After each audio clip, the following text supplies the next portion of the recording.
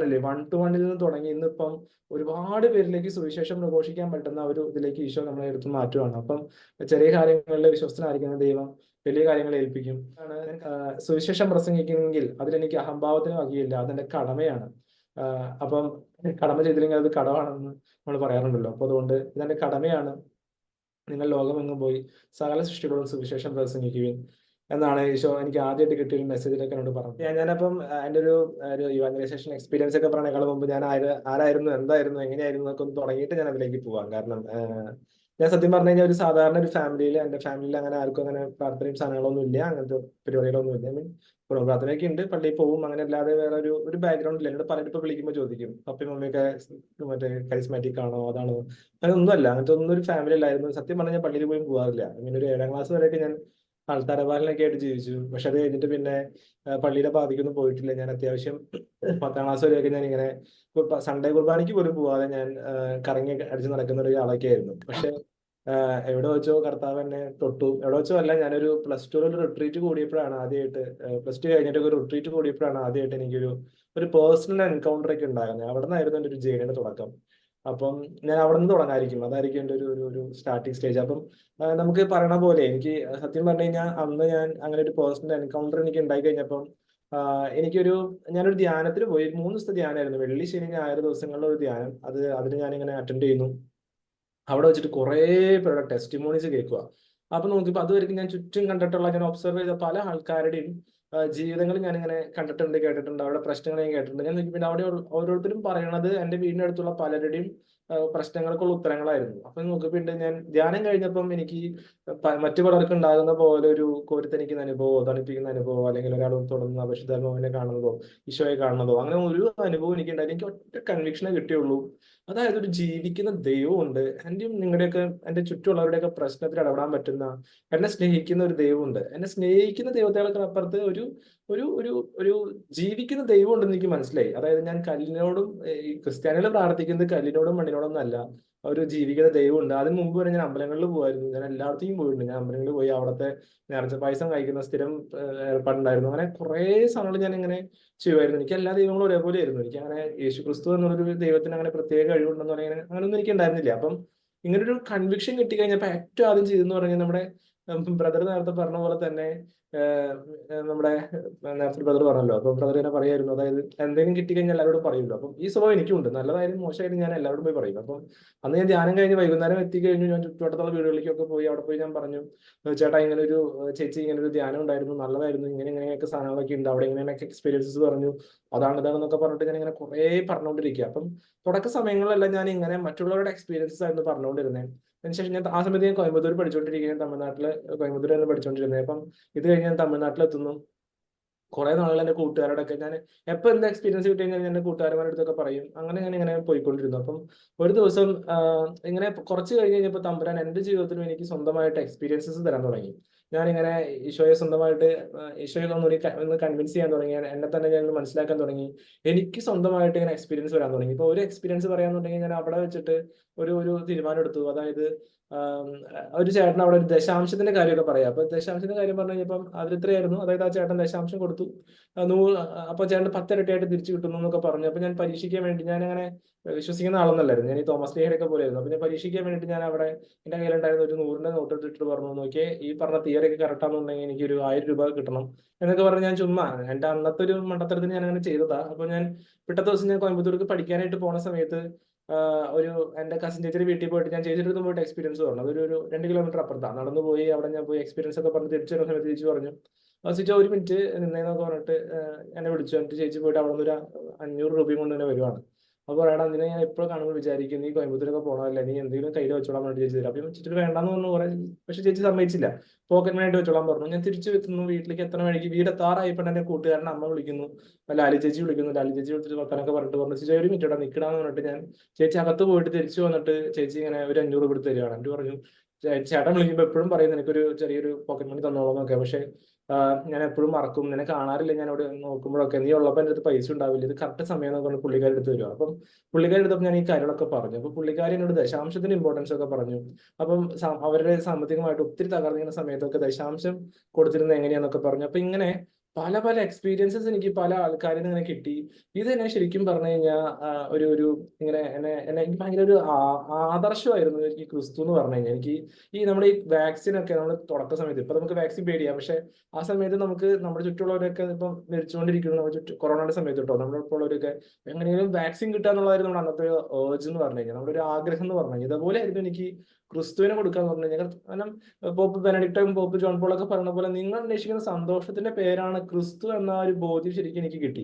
ഞാൻ നോക്കുമ്പോൾ എന്ത് പ്രശ്നമായിക്കോട്ടെ അതിനൊക്കെ ഒറ്റ, ഇപ്പം പണ്ട് നമ്മൾ തമാശയ്ക്ക് കളിയാക്കി പറയും, അതായത് ഡോക്ടർമാരൊക്കെ പറയും എന്ത് മരുന്ന് രോഗം വന്നു കഴിഞ്ഞാൽ അപ്പൊ പാരസിറ്റമോൾ എഴുതി കൊടുക്കും, ഇത് മരുന്ന് പറഞ്ഞിട്ട്. അപ്പൊ അതുപോലെ എല്ലാ പ്രശ്നത്തിനുള്ള ഉത്തരവാണ് ക്രിസ്തു എന്നൊരു ബോധ്യമായിരുന്നു സത്യം പറഞ്ഞാൽ എനിക്ക് കിട്ടിയത്. അവിടെ നിന്ന് അങ്ങോട്ട് മുന്നോട്ട് പോയി ഓരോ സമയത്തും ഇങ്ങനെ എനിക്ക് കുറെ പേഴ്സണൽ എക്സ്പീരിയൻസസ് കിട്ടുമായിരുന്നു പിന്നീട് അങ്ങോട്ട്. അപ്പം ഇത് കണ്ടിട്ട് ഒരിക്കൽ സംഭവിച്ചതാണ്. അപ്പൊ ഞാനിങ്ങനെ ജപമാല ചൊല്ലിക്കൊണ്ടിരിക്കുന്ന സമയത്ത്, ജപമാല ചൊല്ലുമായിരുന്നു എല്ലാ ദിവസവും. അപ്പം ഞാനിങ്ങനെ ഓരോരുത്തർക്ക് ഇങ്ങനെ ജപമാല കൊടുക്കുമായിരുന്നു. അപ്പം എന്റെ ഒപ്പം വർക്ക് ചെയ്യുന്ന ഒരു പയ്യൻ, എന്റെ ഒപ്പം പഠിച്ചുകൊണ്ടിരുന്ന ഒരു പയ്യനുണ്ടായിരുന്നു, സച്ചിദാനന്ദൻ എന്ന അവന്റെ പേര്. അവനൊരു ഹിന്ദു പയ്യനാണ്. അവൻ ചിലപ്പോൾ ഇത് കേൾക്കുന്നുണ്ടാവും, എനിക്കറിയത്തില്ല. എപ്പോഴും അവന് കേൾക്കാൻ പറ്റുവാണെങ്കിൽ കേൾക്കാം. അപ്പൊ അവൻ ഇങ്ങനെ ഒരു ദിവസം ഞങ്ങളിങ്ങനെ ക്ലാസ്സിൽ ഇരിക്കുകയാണ്, ക്ലാസ് എടുത്തുകൊണ്ടിരിക്കുന്നുണ്ട്. അപ്പൊ ആ സമയത്ത് എന്റെ കയ്യിലുള്ള ഒരു ജപമാല എടുത്തിട്ട് ഞാൻ കൊടുത്തിട്ട് പറഞ്ഞു, നീ കയ്യിൽ വെച്ചോളാൻ പറഞ്ഞു. കുറച്ച് നേരത്തേക്ക് അവനൊന്നും മിണ്ടുന്നില്ല. കുറച്ച് കഴിഞ്ഞ് കഴിഞ്ഞപ്പോൾ അവനോട് പറയണേടാ, അവന്റെ വീട് തൃശ്ശൂർ തന്നെയായിരുന്നു, അവൻ പക്ഷെ തമിഴ്നാട്ടിൽ സെറ്റിൽഡ് ആണ്. അപ്പൊ അവൻ പറയണു, അവൻ ആ കൊന്ത കൈ കിട്ടിയ സമയത്ത് അവൻ എവിടെയോ ഒരു വലിയൊരു പള്ളിയിലകത്ത് ഇരിക്കണ പോലെ തോന്നുന്നു, ഈ ക്രൂശിത രൂപത്തോട് പ്രത്യേക സ്നേഹം തോന്നുന്നു എന്നൊക്കെ പറഞ്ഞിട്ട് അവൻ ആ ക്ലാസ്സിലിരിക്കുമ്പോൾ ഒരു പ്രത്യേക അനുഭവം തോന്നുക. അപ്പം ഇത് കണ്ടു കഴിഞ്ഞപ്പോൾ ദൈവം ഇത് കൊള്ളാല പരിപാടി ഇതൊക്കെ എന്ന് പറഞ്ഞിട്ട് ഞാൻ അങ്ങനെ, അപ്പം അന്നൊരു ചെറിയൊരു എനിക്കൊരു സന്തോഷമൊക്കെ ആയി. കുറച്ച് ദിവസം കഴിഞ്ഞപ്പോൾ അവൻ പറയാണ്, അതായത് അവന്റെ TSHന്റെ അളവ് എന്ന് പറഞ്ഞു കഴിഞ്ഞാൽ, ലെവൽ എന്ന് പറഞ്ഞു കഴിഞ്ഞാൽ, നമ്മുടെ നോർമൽ ആൾക്കാർക്ക് ഒരു പക്ഷേ മെഡിക്കൽ ആളുകൾ എവിടെ ഉണ്ടെന്നുണ്ടെങ്കിൽ അറിയാൻ പറ്റും, ഒരു 0.4 തൊട്ട് 4 വരയ്ക്ക് ഒരു നോർമൽ ഒരു ഇതെന്ന് പറയുന്നത് 0.4 to 4 ആണ്. ഇവന് 200 300 എബവ് ആണ്, 200 300 നിങ്ങൾ ശ്രദ്ധിച്ചേക്കണം. അപ്പം അത്രയാണ് അവന്റെ അളവ്. അപ്പം അവൻ പറയാ, അവൻ പ്രത്യേകിച്ച് മെഡിസിൻസ് ഒന്നും എടുക്കുന്നില്ല. അവൻ പറയായിരുന്നു, ഇത് സംഭവിച്ചതിന് ശേഷം കുറച്ച് ദിവസം കഴിഞ്ഞ് ഇവൻ ടെസ്റ്റ് ചെയ്യാൻ പോയി, അവന്റെ റെഗുലർ ചെക്കപ്പ് ഉണ്ട്. അപ്പൊ ടെസ്റ്റ് ചെയ്യാൻ പോയിട്ടുണ്ട്, ഇവന്റെ TSHന്റെ അളവ് പകുതി ആയിരിക്കുക. ഒരു പ്രത്യേക ടാബ്ലറ്റ് ഒന്നും അവൻ എടുത്തിട്ടില്ല. ഇങ്ങനെ ഒരു സാധനം വന്നിരിക്കും. ഇത് കണ്ടു കഴിഞ്ഞപ്പോൾ എനിക്ക് വീണ്ടും എന്റെ വിശ്വാസം വർദ്ധിക്കാൻ തുടങ്ങി. മാത്രമല്ല, എന്റെ ലൈഫിൽ നടന്നിട്ടുള്ള പല സാധനം എന്റെ കൂട്ടുകാരോടൊക്കെ പറഞ്ഞു കഴിഞ്ഞപ്പോൾ എന്റെ പല കൂട്ടുകാരടുത്തും അവർ വന്നിട്ട് ഒരു ദിവസം എന്റെ ഒരു ഫ്രണ്ട്, എന്റെ ഒരു തമിഴ് പയ്യനായിരുന്നു അവൻ വന്നിട്ട്, ഒരു റോബർട്ട് എന്ന് പറഞ്ഞൊരു പയ്യൻ വന്നിട്ട് ഇങ്ങനെ പറഞ്ഞു എന്റെ അടുത്ത്, സിജോ നിന്റെ ജീവിതത്തിൽ ദൈവം പ്രവർത്തിക്കുന്ന പോലെ തന്നെ എന്റെ ജീവിതത്തിൽ നടക്കുമോ, ഇങ്ങനത്തെ കാര്യങ്ങളൊക്കെ നടക്കുമോ എന്ന് വെച്ച് കഴിഞ്ഞപ്പോൾ ഞാൻ പറഞ്ഞു തീർച്ചയായിട്ടും നടക്കും എന്ന് പറഞ്ഞു. അപ്പം പെട്ടെന്ന് എന്റെ മനസ്സിലേക്ക് വന്നത് ജോഷോ 1:5 ആയിരുന്നു. അപ്പം എനിക്കാണെങ്കിൽ തമിഴ് വലിയ പിടുത്തമില്ല, അതായത് തമിഴ് ഞാൻ സംസാരിക്കുക അവിടെ, പക്ഷെ എനിക്ക് മറ്റേ വചനം തമിഴിലേക്ക് ആക്കാൻ എനിക്ക് അറിയത്തില്ല. അപ്പം അവിടെ അവർ ഉങ്ങളെ തന്നെ ശുദ്ധീകരിപ്പിൻ, നാളെ കർത്താവ് ഉങ്ങളുടെ ലൈഫിൽ അത്ഭുതം പ്രവർത്തിക്കും എന്നൊക്കെ പറഞ്ഞിട്ട് ഞാനിങ്ങനെ ആ വചനം പറഞ്ഞു കൊടുത്തു. ആ സമയത്ത് തന്നെ അവൻ ഫോൺ എടുത്തിട്ട് അത് അവനെ സ്ട്രൈക്ക് ചെയ്തു. നമ്മുടെ വചനത്തിനൊക്കെ നമ്മൾ സ്പർശിക്കാനുള്ള ഒരു കഴിവുണ്ട് കേട്ടോ, അത് ചേട്ടൻ പറഞ്ഞല്ലോ. അപ്പം അവിടെ വെച്ച് തന്നെ വർധന അവനെ സ്പർശിച്ചു. അവൻ ഉടനെ തന്നെ അവന്റെ ഫോണിൽ നിന്ന് അവന്റെ കുറെ വീഡിയോ ക്ലിപ്സും സാധനങ്ങളൊക്കെ കളഞ്ഞു. അങ്ങനെ പതുക്കെ അവന് അച്ഛൻ്റെ അടുത്തേക്ക് കൊണ്ടുപോകുന്നു, കുമ്പസാരിപ്പിക്കാൻ കൊണ്ടുപോകുന്നു. അവൻ കാത്തലിക് ആയിരുന്നു. പിന്നീട് അങ്ങോട്ട് കണ്ടത് വലിയൊരു ട്രാൻസ്ഫോർമേഷൻ അവന്റെ ലൈഫിൽ. അവൻ ശരിക്കും പറഞ്ഞാൽ നമ്മുടെ സമരിയാക്കാരി സ്ത്രീയുടെ പോലെയൊക്കെ ആയിരുന്നു. അപ്പൊ എല്ലാവരോടും ഈ ക്രിസ്തുവിനെ കുറിച്ച് പറയാൻ തുടങ്ങി. അപ്പം അത്രയും നാളെ എനിക്ക് പ്രയർ മീറ്റിങ്ങിന് വേണ്ടിയിട്ട് ഒരു ആളെ കൂടെ കിട്ടാൻ വേണ്ടി, ഞങ്ങൾ 5 മലയാളികളേ ഉള്ളൂ ക്രിസ്ത്യാനികളായിട്ട്. അപ്പം ഇവന്മാരാണെങ്കിൽ അങ്ങനെ കാര്യമായിട്ടൊന്നും നമ്മുടെ ഇപ്പം പള്ളിയിലൊന്നും വരത്തില്ല. അപ്പം എനിക്ക് ഭയങ്കര ബുദ്ധിമുട്ടായിരുന്നു പ്രയർ മീറ്റിംഗ് തുടങ്ങാനായിട്ട്. പക്ഷെ ഇവൻ ഇങ്ങനെ എല്ലാവരുടെ അടുത്ത് ഈശോയെ കുറിച്ച് ഇവനെ പറഞ്ഞു തുടങ്ങി. ഇവന്റെ ലൈഫിൽ ഇങ്ങനെ ഇഷ്ടം പോലെ അനുഭവങ്ങൾ ഇവന് കിട്ടാൻ തുടങ്ങി. ഇവന് പേഴ്സണൽ എൻകൗണ്ടേഴ്സ് കിട്ടാൻ തുടങ്ങി. ഇവനും ഇതേപോലെ സ്വന്തമായിട്ട് അനുഭവങ്ങൾ കിട്ടണമെങ്കിൽ ചില സമയത്തൊക്കെ എനിക്ക് അസൂയ തോന്നിയിട്ടുണ്ട്. കാരണം അതുപോലെയാണ് ഇവന് ഓരോ ദിവസം അവന് ഓരോ അനുഭവങ്ങൾ പറയാനുണ്ടോ, ടെസ്റ്റിമോണീസ് പറയാനുണ്ടോ. ഇങ്ങനെയൊക്കെ കണ്ടു കഴിഞ്ഞപ്പോൾ എനിക്കൊരു ഒറ്റ കാര്യം മനസ്സിലായി, ഞാൻ ആരോടൊക്കെ ക്രിസ്തുവിനെ പറ്റി പറയുന്നു അവരോടൊക്കെ ഈശോനെ അത്ഭുതം പ്രവർത്തിച്ചുകൊണ്ടിരിക്കുക. ഇന്നല്ലെങ്കിൽ നാളെ ഓരോരുത്തരടുത്തും എനിക്ക് ഭയങ്കര എളുപ്പമായി കാര്യങ്ങൾ. എനിക്ക് ഒറ്റ പരിപാടിയേ ഉള്ളൂ, നേരെ പോകുന്ന ഒരാളോട് ഈശോയെ കുറിച്ച് പറയുന്നു, എന്റെ ടെസ്റ്റിമോണി പറയുന്നു. കുറച്ച് ദിവസം കഴിയുമ്പോൾ അവൻ എന്തെങ്കിലും ഒരു ഫെയ്ത്ത് എലമെന്റ് ഞാൻ കൊടുക്കും, അതല്ലെങ്കിൽ എന്തെങ്കിലും ഒരു സാധനം പ്രാക്ടീസ് ചെയ്യാൻ കൊടുക്കും. ചിലപ്പോൾ ഒരു ജപമാല ആയിരിക്കും, ചിലപ്പോൾ ഒരു എന്താ പറയാ, എന്തെങ്കിലും സാധനം ഞാൻ കൊടുക്കുക അവർക്ക്. അതായത് ഒരു ആക്ട് ഓഫ് ഫെയ്ത്ത് ഉണ്ടാവും, വിശ്വാസത്തിന് എന്തെങ്കിലും പ്രവൃത്തി ഉണ്ടാവും. കാരണം അവന് നാച്ചുറൽ ആയിട്ട് സംഭവിച്ചതല്ല, അവൻ എന്തെങ്കിലും ചെയ്തത് കൊണ്ട് സംഭവിച്ചതെന്നൊക്കെ അറിയാൻ വേണ്ടിയിട്ട് അവനെ അങ്ങനെ കൊടുക്കുമായിരുന്നു. അപ്പം അങ്ങനെ പലതരത്തിലുള്ള സാധനങ്ങൾ തമ്പുരാൻ ഇങ്ങനെ ഇടപെടാൻ തുടങ്ങി. ഇപ്പം ഒരു ദിവസം ഞാനിങ്ങനെ, അപ്പൊ നമ്മുടെ ഒരു സാധനം എന്ന് പറഞ്ഞു കഴിഞ്ഞാൽ ആരെ കിട്ടി കഴിഞ്ഞാൽ ഈശോയെ കുറിച്ച് പറയാനുള്ളതാണ് ആ സമയത്ത് ഉണ്ടായിരുന്ന ഒരു പ്രത്യേക തരം ഒരു ത്വരയായിരുന്നു ആ സമയത്ത്. അതായത് ഇപ്പൊ നമ്മള് ബസ്സിൽ പോകുമ്പോൾ തമിഴ്നാട്ടിൽ നിന്ന് അപ്പൊ എന്റെ കോളേജിലേക്ക് ഞാൻ ട്രെയിൻ ഇറങ്ങിക്കേണ്ട 1 മണിക്കൂർ യാത്രയുണ്ട്. അപ്പൊ ആ സമയത്തൊക്കെ അപ്പുറത്ത് തമിഴ്നാട് ഇരിക്കണമെന്നുണ്ടെങ്കിൽ അവനെ പതുക്കെ അവനൊക്കെ സംസാരിച്ച് അമ്പലത്തിൽ പോകാറുണ്ടോ, അതുണ്ടോ ഇതുണ്ടോ എന്നൊക്കെ ചോദിച്ച് അവസാനം അവൻ എങ്ങനെ ഒരു കൊന്തയൊക്കെ കൊടുത്ത് ഒരു ഈശോ ഉണ്ട് ഒരു ദൈവം ഉണ്ടെന്നൊക്കെ പറഞ്ഞ് അവനെ കൊണ്ട്, നമുക്ക് തമിഴൊന്നും അറിയത്തില്ല, പക്ഷെ എന്നാലും നമ്മള് തമിഴ്മാരെയൊക്കെ കണക്ട് ചെയ്ത് കൊടുത്ത് അവനെ കൊണ്ട് കൊന്തയെല്ലാം പഠിപ്പിച്ച് അങ്ങനെ നമ്മള് ആരെ കിട്ടിയാലും ഈശോയെ കൊടുക്കാൻ പറ്റുന്ന ഒരു സാധനം. അപ്പം വചനം ഒന്ന് കുറഞ്ഞ 3:6 തോന്നുന്നു. അതെ, 3:6. പൗലോസ് നട്ടു, അപ്പോളോസ് നനച്ചു, ദൈവമാണ് വളർത്തിയത്, നടുന്നവനും നട്ടവനും ഒരേ കൂലി തന്നെ. നമ്മളൊക്കെ മോട്ടിവേറ്റ് ചെയ്യേണ്ടത് അതാ. അതായത് എനിക്ക് വിത്തിടാനേ പറ്റുള്ളായിരിക്കും, പക്ഷെ ബാക്കിയുള്ളവര് നടാനും വളർത്താനും ഒക്കെ ഈശോ ആൾക്കാരെ കൊണ്ടുവരുന്നൊക്കെ തോന്നി. പക്ഷെ അങ്ങനെ അങ്ങനെ വളരെ ബ്യൂട്ടിഫുൾ ആയിട്ട് അങ്ങനെ പോയിക്കൊണ്ടിരിക്കുന്നു. വേറൊരു പയ്യൻ, അപ്പം ഈ റോബർട്ട് വഴി ഇഷ്ടം പോലെ ആളുകളിലേക്ക് എനിക്ക് എത്താൻ പറ്റി. അപ്പം ഒരു സാധനം വെച്ച് കഴിഞ്ഞാൽ ഞാൻ റോബർട്ടിന്റെ വീട്ടിൽ പോയപ്പോഴാണ് ശരിക്കും റോബർട്ട് എന്റെ ജീവിതത്തിൽ ഉണ്ടായ മാറ്റം എത്രത്തോളം അവന്റെ ഫാമിലിനെയും അവന്റെ പാരിഷിനെയും ഒക്കെ മാറ്റാൻ പറ്റിയെന്ന് മനസ്സിലായി. കാരണം അവന്റെ ഫാമിലിക്ക് ഭയങ്കര ഒരു റെസ്പെക്റ്റും ഭയങ്കര ഒരു സ്നേഹമായിരുന്നു എൻ്റെ അടുത്ത്. കാരണം അവർ ഒരിക്കലും എക്സ്പെക്ട് ചെയ്യുന്നില്ല അവരുടെ മകൻ ഇങ്ങനെ മാറുന്നൊക്കെ. വേറൊരു പയ്യൻ സുജിത്ത് എന്നായിരുന്നു അവന്റെ പേര്. അവൻ വന്നിട്ട് അവൻ ഭയങ്കരമായിട്ട് പുകവലിക്കുമായിരുന്നു. അപ്പൊ അവന്റെ അടുത്ത് ഇതുപോലെ നമുക്ക് ശരിക്കും പറഞ്ഞു കഴിഞ്ഞാൽ എത്രയോ ധ്യാനത്തിന് പോയിട്ട് ഇതുവരെയും പുകവലി നിർത്താൻ പറ്റാത്ത ആൾക്കാരുണ്ട്. അപ്പം ഇത് ഞാൻ ശരിക്കും എന്നെ ഞെട്ടിച്ച ഒരു സാധനമായിരുന്നു. പിന്നെ ഒരു മിഷൻ സ്ഥലം ആയതുകൊണ്ടായിരിക്കാം, എനിക്ക് അറിയത്തില്ല. എനിക്ക് വളരെ എളുപ്പമായിരുന്നു കാര്യങ്ങൾ. എനിക്ക് ക്രിസ്തുവിനെ കുറിച്ച് പറഞ്ഞാൽ മതി, ബാക്കി എല്ലാം ക്രിസ്തു ചെയ്തോളും, അത്ര എളുപ്പമായിരുന്നു. അപ്പം ഞാൻ അവന്റെ അടുത്ത് ഇതേപോലെ തന്നെ പറഞ്ഞു. അപ്പൊ അവനും ഇങ്ങനെ പേഴ്സണൽ എൻകൗണ്ടർ ഉണ്ടാവാൻ തുടങ്ങി. ഞാൻ അവനോട് പറഞ്ഞു, നിന്റെ ബാക്കി എല്ലാവരും നീ തിരിച്ചു വരണം. ഞാൻ നേരത്തെ പറഞ്ഞ അതേ വചനം തന്നെ അവന്റെ അടുത്തും പറഞ്ഞു.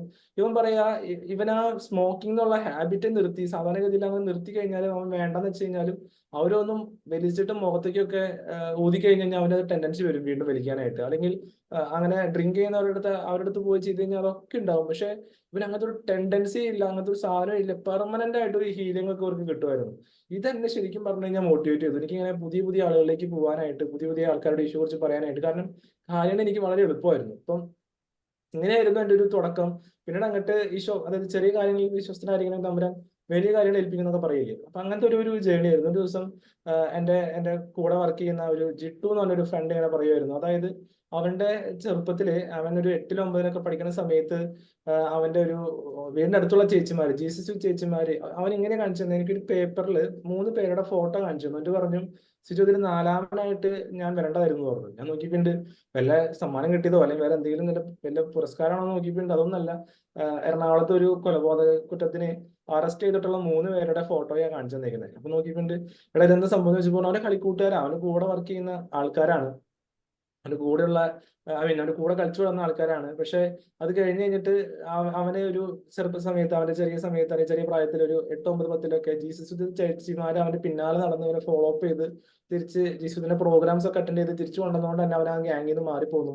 പക്ഷെ അവന്റെ കൂട്ടുകാരൊക്കെ ഇന്ന് വേറൊരു ഇതില്ല. അപ്പം നമ്മുടെ ചേട്ടന്മാരും ചേച്ചിമാരൊക്കെ എടുത്ത ഒരു എഫേർട്ടിനെ കുറിച്ചൊക്കെ ഞാൻ ആ സമയത്തൊക്കെ ചിന്തിക്കുമായിരുന്നു. അതായത് എനിക്ക് വേണ്ടി മാരൊക്കെ പ്രാർത്ഥിച്ചുകൊണ്ടാണ് ഇപ്പൊ ഈ ഒരു ഇതിൽ നിൽക്കുന്നത്. ഒന്നാമത്തെ എന്റെ ഗ്രാൻഡ് മാ എന്നൊക്കെ പറയും, ഗ്രാൻഡ് മയാണ് എന്റെ ഒരു കൂടുതൽ പ്രാർത്ഥിക്കാനായിട്ടും ഒക്കെ ഹെൽപ്പ് ചെയ്തത്. പിന്നീട് അങ്ങോട്ട് ലൈഫിൽ മൊത്തത്തിൽ വലിയൊരു ചേഞ്ച് ആയിരുന്നു പിന്നീട് അങ്ങോട്ട് ഈശോയ്ക്ക് വേണ്ടി. അതായത് ആദ്യം അവിടുത്തെ രാജനീതി അന്വേഷിക്കുക, ബാക്കിയുള്ളതെല്ലാം കൂട്ടിച്ചേർക്കപ്പെടും.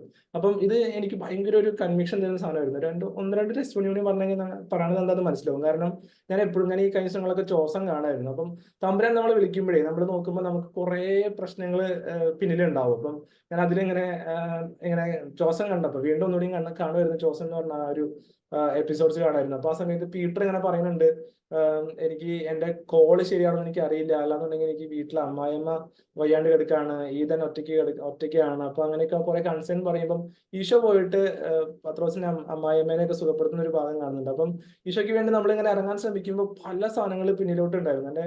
ഞാൻ ചുറ്റും നോക്കുമ്പോൾ എനിക്ക് ഇഷ്ടംപോലെ സ്ട്രഗിൾസ് ആയി, എനിക്ക് ഇഷ്ടംപോലെ ബുദ്ധിമുട്ടുകളായിരുന്നു. പക്ഷേ ഞാൻ ഈശോയ്ക്ക് വേണ്ടി ഒരു സ്റ്റെപ്പൊക്കെ വെച്ച് കഴിഞ്ഞപ്പോൾ ഈശോ 10 ഇരട്ടി സ്റ്റെപ്പുകൾ എനിക്ക് വേണ്ടി വെക്കുന്നത്, 100 സ്റ്റെപ്പുകൾ എനിക്ക് വേണ്ടി വെക്കുന്നത്. ഒരു എക്സാമ്പിൾ പറഞ്ഞു കഴിഞ്ഞാൽ ഞാനൊരു ഈ പറഞ്ഞ ധ്യാനത്തിന് പോണേക്കാളും മുമ്പ് എനിക്ക് അവിടെ ആണെന്നുണ്ടെങ്കിൽ ഭയങ്കര ഒരു സാമ്പത്തിക ബുദ്ധിമുട്ടൊക്കെ ആയിട്ട് നിൽക്കുന്ന സമയമാണ്. അപ്പൊ എനിക്കാണെങ്കിൽ വീട്ടില് ഭയങ്കരമായിട്ട് സപ്പോർട്ട് ചെയ്യണം. പക്ഷെ എനിക്കാണെങ്കിൽ ഞാൻ വിചാരിച്ചു പെട്രോൾ പമ്പിലൊക്കെ ജോലിക്ക് പോവാം, അതല്ലാന്നുണ്ടെങ്കിൽ ഹോട്ടലിൽ ജോലിക്ക് പോവാന്നൊക്കെ നോക്കി. പക്ഷെ ഇതൊന്നും നടക്കണില്ല. ഇവിടെയൊക്കെ പോയി കഴിഞ്ഞിട്ടും പോയാലൊന്നും എന്റെ പഠിത്തം നടക്കില്ല എന്നുള്ളത് ഈശോയ്ക്ക് കൃത്യമായിട്ട് അറിയാം.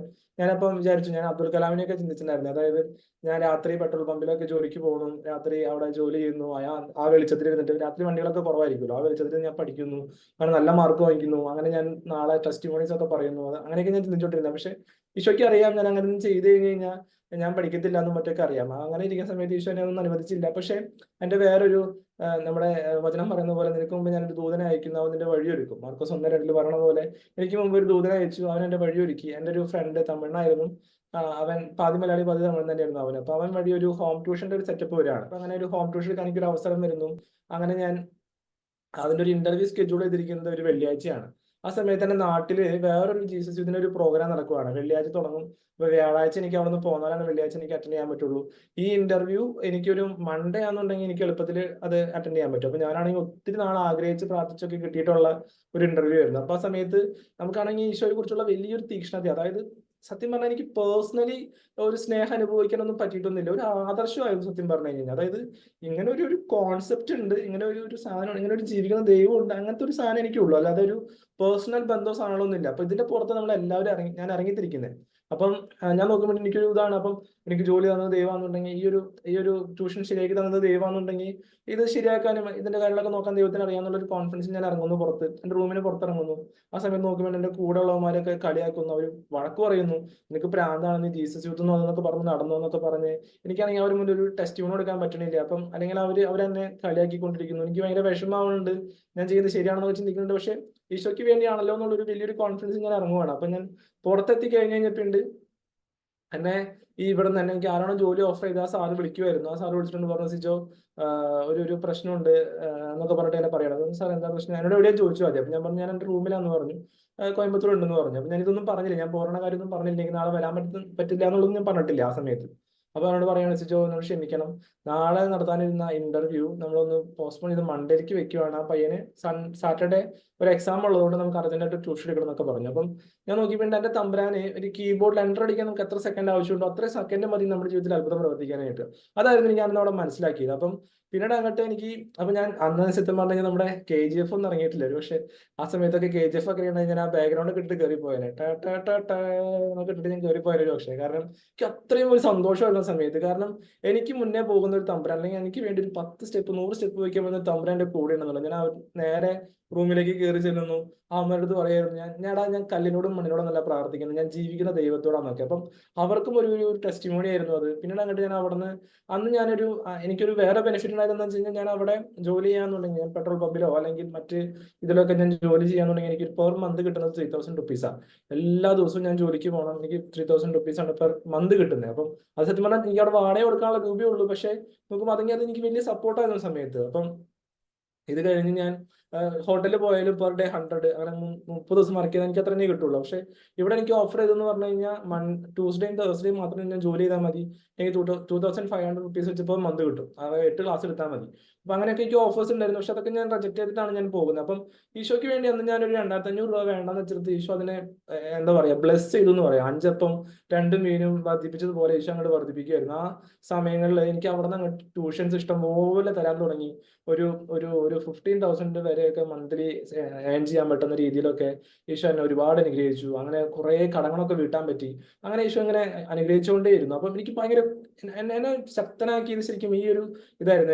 എനിക്ക് ഒപ്പമുള്ള എൻ്റെ കൂടെയുള്ള ഒരു ദൈവം എനിക്ക് ഉണ്ടെന്നുള്ളൊരു വലിയൊരു ബോധ്യമായിരുന്നു. അതുപോലെ തന്നെ അവിടെയും തീർന്നില്ല, എനിക്ക് എന്റെ വിശ്വാസത്തിൽ വളരാനായിട്ട്. ഇപ്പം എനിക്ക് കുർബാനയ്ക്ക് പോകണമായിരുന്നു. അപ്പൊ ആ ഒരു റിട്രീറ്റ് കഴിഞ്ഞപ്പോൾ അവരെന്നോട് ചോദിച്ച കമ്മിറ്റ്മെന്റ് ഇതായിരുന്നു, സിജോ എല്ലാ ദിവസവും കുർബാനയ്ക്ക് പോകാൻ പറ്റും എന്നുള്ളതായിരുന്നു. അപ്പം എനിക്ക് കുർബാനയ്ക്ക് പോകണമെന്നുണ്ടെങ്കിൽ ഒരു 5 കിലോമീറ്റർ അപ്പുറത്തെ പള്ളിയേ ഉള്ളൂ. അവിടെ പോകണമെന്നുണ്ടെങ്കിൽ ബസ്സോ കാര്യങ്ങളോ ഒന്നുമില്ല, ബൈക്ക് സ്വന്തമായിട്ട് വേണം. ഇത്രയും ബുദ്ധിമുട്ടിൽ താമസിക്കുന്ന സമയത്ത് എനിക്കൊരു ബൈക്ക് വാങ്ങിക്കുക എന്നുള്ളത് ഒരിക്കലും പോസിബിൾ ആയിട്ടുള്ള ഒരു കാര്യമല്ല. പിന്നെ ഉള്ളത് ഒരു 15 കിലോമീറ്റർ അപ്പുറത്തുള്ള 10 കിലോമീറ്റർ അപ്പുറത്തുള്ള ഒരു പള്ളിയാണ്, സുളൂർ എന്ന് പറഞ്ഞ സ്ഥലത്ത്. അവിടെ പോകണമെന്നുണ്ടെന്നുണ്ടെങ്കിലും വൈകുന്നേരങ്ങളെ കുർബാനയുള്ളൂ, രാവിലെ കുർബാനയില്ല അവിടെ. മറ്റോടത്ത് മാത്രമേ രാവിലെ കുർബാനയുള്ളൂ. അപ്പം അവിടേക്ക് പോകണമെങ്കിലും എനിക്ക് ട്യൂഷൻ എടുക്കാൻ പറ്റില്ല, അതുകൊണ്ട് എനിക്ക് അവിടെ പോകാനായിട്ട് പറ്റില്ല. അപ്പൊ അങ്ങനെ നോക്കുന്ന സമയത്ത് എനിക്ക് വണ്ടി വേണമെന്നുള്ള അത്യാവശ്യമായി. അപ്പം അവിടെ നിൽക്കുമ്പോൾ ആ സമയങ്ങളിൽ കർത്താവ് ഇങ്ങനെ ഒരു സ്ഥലത്ത് ഞാൻ ഒരു ചേട്ടനിമാരുടെ വീട്ടിൽ ട്യൂഷൻ എടുക്കുന്നുണ്ടായിരുന്നു. ആ സമയത്ത് അവിടെ ഞാൻ ട്യൂഷൻ എടുക്കാൻ ഒരു സ്ഥലത്തേക്ക് ഞാൻ പോകുന്നു. അപ്പൊ അവിടെ ചെല്ലുമ്പോൾ എനിക്ക് 2 ബസ് കയറിയിട്ട്, അല്ലെങ്കിൽ ഒരു ബസ് ഒരു ഓട്ടോയ്ക്ക് പിടിച്ചിട്ട് വേണം പോകാനായിട്ട്. ഒരു ബസ് കയറുന്നു, അപ്പൊ ഒരു 10-15 കിലോമീറ്റർ ഉണ്ട്. അത് കഴിഞ്ഞിട്ട് അടുത്തൊരു ഓട്ടോറിക്ഷ എടുക്കുന്നു. ഓട്ടോയുടെ പ്രത്യേകത എന്ന് വെച്ച് കഴിഞ്ഞാൽ ഓട്ടോയില് 5 പേര് ഫില്ലായാലേ പോവുള്ളൂ. ഷെയർ ഓട്ടോയാണ്, 5 രൂപയുള്ളൂ. പക്ഷെ 5 പേര് ഫില്ലായാലേ പോവുള്ളൂ. അപ്പൊ ഒത്തിരി സമയം പോവാ. കാരണം എന്ന് കഴിഞ്ഞപ്പോൾ അവിടെ ഒത്തിരി പ്രശ്നമായി. അങ്ങനെ താഴെയുള്ള ഏറ്റവും മൂത്ത ആള് പറഞ്ഞു, അതായത് ചേട്ടനിയന്മാരായിരുന്നാലും മൂത്ത ആള് പറഞ്ഞു സിജോ ഒരു കാര്യം ചെയ്യും, ഞാനും അനിയനും കൂടിയിട്ട് ഷെയർ ഇട്ടിട്ട് നിനക്ക് ഒരു വണ്ടി വാങ്ങിച്ചു തരാൻ നിങ്ങളുടെ ഓഫർ ചെയ്യാണ്. അപ്പൊ നോക്കുമ്പോണ്ട് എനിക്കത് പറയാനായിട്ട് ഒരു തമ്പ്രാനെ ഉണ്ടായിരുന്നുള്ളൂ. അപ്പൊ തമ്പ്രാനോട് പറഞ്ഞു, തമ്പ്രാനെ ആ കാര്യങ്ങളൊക്കെ ക്രമീകരിക്കുകയാണ്. എനിക്കപ്പം കുർബാനയ്ക്ക് ഒരു വണ്ടിയുടെ ഓപ്ഷൻ വരിക. അപ്പൊ നേരെ അനിയന്റെ അടുത്ത് പോയി പറഞ്ഞപ്പോൾ അനിയൻ പറഞ്ഞു അതൊന്നും പറ്റൂല, അതൊന്നും ശരിയാവത്തില്ല, ഞാനൊരു കാര്യം ചെയ്യാം, ഇവിടെ ഒരു വണ്ടി ഉണ്ട്, അത് ഞാൻ നന്നാക്കി തരാമെന്ന് പറഞ്ഞു. ഇവർ രണ്ടുപേരും ഇത്തിരി ശത്രുക്കളായിരുന്നു. അപ്പം അവര് സ്വത്ത് വായിച്ചിട്ടൊക്കെ കുറച്ച് പ്രശ്നങ്ങളിൽ കഴിയുമായിരുന്നു. അപ്പം അങ്ങനെ ഈ സ്വന്തമായിട്ട് തമ്മിലൊരു വണ്ടി കൊണ്ടു തരുവാണ്. അപ്പം എന്റെ എല്ലാ കാര്യങ്ങളും ഈശോയ്ക്ക് വേണ്ടി ഓടിയാൽ മാത്രം മതിയായിരുന്നു എനിക്ക്, ബാക്കി എല്ലാം തമ്പ്രാൻ ക്രമീകരിക്കുമായിരുന്നു. ആദ്യം അവിടുത്തെ രാജ്യനിധി അന്വേഷിക്കും, ബാക്കി എല്ലാം കൂട്ടിച്ചേർക്കപ്പെടുന്ന ഒരു അവസ്ഥ. അപ്പൊ ഇത് കഴിയുന്നു. അപ്പൊ ഞാൻ ഇങ്ങനെ നമുക്കപ്പോ വണ്ടി വരുന്നു. അപ്പൊ അടുത്തൊരു ചലഞ്ച് എന്ന് പറഞ്ഞു കഴിഞ്ഞാൽ ഒരു 40 കിലോമീറ്റർ ഉണ്ട് വൺ സൈഡ് തന്നെ. അപ്പം 2 സൈഡ് ആകുമ്പോൾ നല്ല ദൂരം വരും. അപ്പൊ നോക്കിയുണ്ട്, അല്ല 2 സൈഡ് 40 കിലോമീറ്റേഴ്സ് ഉണ്ട്. അപ്പം നമുക്ക് എല്ലാ ദിവസവും ഇത്രയും പെട്രോൾ അടിക്കുക എന്നുള്ളത് എളുപ്പമല്ല. അപ്പിണ്ട് അടുത്തൊരു ഓപ്ഷൻ വരികയാണ്. അപ്പം അനിയന്റെ ഭാര്യ ഇത്തിരി അസൂയ, ദൈവത്തിന് അസൂയ അനിയന്റെ ഭാര്യയ്ക്ക് കൊടുത്തിട്ടുണ്ടായിരുന്നു. അപ്പം അനിയന്റെ ഭാര്യയ്ക്ക് ഇത്തിരി അസൂയ ഉള്ളതുകൊണ്ട് തന്നെ അനിയന്റെ ഭാര്യ പറഞ്ഞു, അതായത് ഞങ്ങൾ വണ്ടി തന്നില്ലേ, ചേട്ടനോട് പോയിട്ട് പെട്രോൾ ഇങ്ങനെ കാര്യം പറയാൻ പറഞ്ഞു. പെട്രോൾ അടിച്ചു തരാൻ പറയാൻ പറഞ്ഞു. ഞാനപ്പോൾ നേരെ ചേട്ടൻ്റെ അടുത്തേക്ക് പോയി, ചേട്ടാ അതെ അനിയന്റെ ഭാര്യ ഇങ്ങനെയാ പറയുന്നത്, അവര് വണ്ടി തന്നു, ചേട്ടനോട് എന്തെങ്കിലും കോൺട്രിബ്യൂഷൻ ചെയ്യണം, അതുകൊണ്ട് ചേട്ടൻ പെട്രോൾ അടിച്ചു തരണമെന്നാ പറയണെന്ന് പറഞ്ഞു. അപ്പൊ എന്നോട് ആള് പറഞ്ഞു പറവാല ചോദിച്ചാൽ 10 കിലോന്ന് പറഞ്ഞിട്ട് പുള്ളി എന്തൊക്കെയോ പറഞ്ഞു തമിഴിൽ. എനിക്ക് പറഞ്ഞു എനിക്കൊരു കാര്യം മനസ്സിലായത്, തൊട്ടടുത്തുള്ള ഒരു പെട്രോൾ പമ്പിൽ പോയിട്ട് പറഞ്ഞാൽ മതി, പുള്ളി അവിടെ പെട്രോൾ കിട്ടുമെന്ന് പറഞ്ഞു. ഞാൻ അവിടെ പോകുന്നു. ഞാൻ പിന്നീട് മനസ്സിലാക്കിയത് അത് ആ പുള്ളിക്കാരന്റെ സ്വന്തം പെട്രോൾ പമ്പായിരുന്നു. 2 വർഷത്തേക്ക് എനിക്ക് ജീസസ് യൂത്തിനെ മിനിസ്റ്റർ ചെയ്യാനായിട്ടും എനിക്ക് പള്ളിയിൽ പോകാനായിട്ട് പെട്രോൾ മുഴുവൻ അവിടെ നിന്നായിരുന്നു. അപ്പം ഇങ്ങനെ എല്ലാ കാര്യങ്ങളും എന്നെ പ്രൊവൈഡ് ചെയ്യുന്നതിനെ ഹെൽപ്പ് ചെയ്യുന്ന ഒരു ദൈവത്തെ എനിക്ക് കണ്ടുകൂട്ടാൻ പറ്റി. പക്ഷേ അവിടെ ആയിരുന്നു വേറൊരു ട്വിസ്റ്റ് എടുക്കുന്നത്. നമ്മളെപ്പോഴും നേരത്തെ പറഞ്ഞ പോലെ തന്നെ വിശുദ്ധരുടെ ജീവിതത്തിലൊക്കെ ഒരു ഹോപ്പിന്റെ സാധനം മാത്രം എപ്പോഴും, അല്ലെങ്കിൽ നല്ലത് മാത്രം പറയണ പോലെ തന്നെ ഒരു സമയത്ത് കഴിഞ്ഞപ്പോൾ എന്റെ ജീവിതത്തിൽ ഇങ്ങനെയുള്ള ഒരു ദൈവാനുഗ്രഹങ്ങളൊക്കെ ഇങ്ങനെ നിൽക്കാൻ തുടങ്ങി. അതായത് എനിക്ക് അങ്ങനെ ഒരു പേഴ്സണൽ എൻകൗണ്ടറോ പേഴ്സണൽ കൺവിക്ഷൻസോ കിട്ടാതായി തുടങ്ങി. അപ്പൊ നോക്കിയപ്പോൾ ഞാൻ വിചാരിച്ചു എന്താണാവും ഇങ്ങനെ ഒരു സംഭവം, എനിക്ക് മനസ്സിലാവണില്ല. ഒരു സമയത്ത് ഞാൻ ജീസസ് യൂത്തിൻ്റെ ഒരു പ്രോഗ്രാം നടത്തുന്ന സമയത്ത് മനോജ് സണ്ണി ചേട്ടൻ അങ്ങനെ ഒരു സെഷൻ എടുക്കാൻ വിളിച്ചിട്ടുണ്ടായിരുന്നു. അപ്പൊ ചേട്ടൻ പറഞ്ഞൊരു കാര്യം എന്നെ ഭയങ്കരമായിട്ട് സ്ട്രൈക്ക് ചെയ്തു. അതായത് നിങ്ങൾ ആദ്യം അവിടുത്തെ രാജ്യനീതി അന്വേഷിക്കുക, അതോടൊപ്പം ബാക്കിയുള്ളവരെല്ലാം കൂട്ടിച്ചേർക്കപ്പെടും. ഒരു പോയിന്റ് എത്തിക്കഴിഞ്ഞ് കഴിഞ്ഞപ്പം ഈ കൂട്ടിച്ചേർക്കപ്പെടുന്നതിലായിരുന്നു എന്റെ ശ്രദ്ധ. അതായത് എന്തെങ്കിലും കൂട്ടിച്ചേർക്കപ്പെടാൻ വേണ്ടിയിട്ട്, അല്ലെങ്കിൽ കൂട്ടിച്ചേർക്കപ്പെടാൻ വേണ്ടിയിട്ട് ഞാൻ മിനിസ്റ്റർ ചെയ്യാൻ തുടങ്ങി. അതായത് സെക്കൻഡ് പാർട്ടിൽ ഫോക്കസ് ചെയ്ത് മിനിസ്റ്റർ ചെയ്യാൻ തുടങ്ങി. ചേട്ടൻ അടുത്ത വചനം പറഞ്ഞു, ഈ ലോകത്തിലെ വസ്തുക്കളിൽ മാത്രം പ്രത്യാശ വെച്ചിട്ടുള്ളവരാണ് നിങ്ങളെങ്കിൽ മറ്റെല്ലാവരേക്കാളും നിങ്ങൾ വിഡ്ഢികളാണ് എന്നൊരു വചനവും പറഞ്ഞു. അപ്പൊ എനിക്ക് മനസ്സിലായി, ഞാൻ ഈ കൂട്ടിച്ചേർക്കപ്പെടലല്ല ഞാൻ ഫോക്കസ് ചെയ്യേണ്ടത്. ഞാൻ ഫോക്കസ് ചെയ്യേണ്ടത് കർത്താവിന്റെ കിങ്ഡത്തിൽ തന്നെയാണ്. ഞാൻ KOGക്ക് വേണ്ടിയിട്ടാണ് വർക്ക് ചെയ്യേണ്ടത്, കിങ്ഡം ഓഫ് ഗോഡിന് വേണ്ടി തന്നെയാണ് വർക്ക് ചെയ്യേണ്ടത്, അല്ലെങ്കിൽ ഞാൻ ചെയ്യേണ്ടതെന്നുള്ള കാര്യം മനസ്സിലായി. ഞാൻ വീണ്ടും കുറച്ചും കൂടി, അതായത് എനിക്ക് മറ്റു നോക്കി കഴിഞ്ഞപ്പോൾ എനിക്ക് എളുപ്പമായിരുന്നു. അതായത് ഞാൻ നോക്കുമ്പോൾ ഞാൻ കർത്താവിന് വേണ്ടി വർക്ക് ചെയ്യുന്നു, അപ്പുറത്ത് എനിക്ക് സാധനം കിട്ടുന്നു. അപ്പം എനിക്ക് എന്തെങ്കിലും ആവശ്യം വരുന്ന കഴിയുമ്പോൾ ഞാൻ ഇത് ഫോക്കസ് ചെയ്താൽ മതി, അങ്ങനത്തെ ഒരു സാധനമായിരുന്നു. പക്ഷെ നേരെ തിരിച്ച് ഞാൻ ഈശോയ്ക്ക് വേണ്ടിയിട്ട് ഞാൻ ഒന്നും എക്സ്പെക്ട് ചെയ്യാതെ ഒന്നും ചെയ്യാതെ ഞാൻ ഈശോയെ വീണ്ടും ഫോളോ ചെയ്യാൻ തുടങ്ങി. ഈശോയ്ക്ക് വേണ്ടി ഞാൻ ഇറങ്ങാൻ തുടങ്ങി. ഈശോയ്ക്ക് വേണ്ടി ഞാൻ ഈശോയെ കൊടുക്കാൻ തുടങ്ങി. തീർച്ചയായിട്ടും തൊട്ടപ്പുറത്തെ ദിവസങ്ങളിൽ അല്ലെങ്കിൽ തൊട്ടടുത്ത സമയങ്ങളിൽ എനിക്ക് വീണ്ടും ആ പേഴ്സണൽ കണക്ഷനൊക്കെ എനിക്ക് കിട്ടാൻ തുടങ്ങി. എങ്ങനെയായിരുന്നു എൻ്റെ ഒരു ഫെയ്ത്ത് ജേണി എന്നൊക്കെ പറഞ്ഞു കഴിഞ്ഞാൽ പിന്നീട് പതുക്കെ പതുക്കെ ഏറ്റവും കൂടുതൽ നമ്മൾ എപ്പോഴും സ്ട്രഗിൾ ചെയ്യുക നമ്മുടെ വീട്ടില് ഈശോയെ കൊടുക്കാനായിരിക്കും, അല്ലെങ്കിൽ വീട്ടുകാരുടെ അടുത്ത് റിലേറ്റീവ്സിന്റെ അടുത്തൊക്കെ പ്രൊക്ലെയിം ചെയ്യാനായിരിക്കും. ആ സമയത്തൊക്കെ എൻ്റെ കസിൻ സിസ്റ്ററിലൂടെയും മറ്റൊക്കെ ഈശോയെ കൊടുക്കാനും മറ്റൊക്കെ ഈശോനെ അനുവദിക്കുമായിരുന്നു.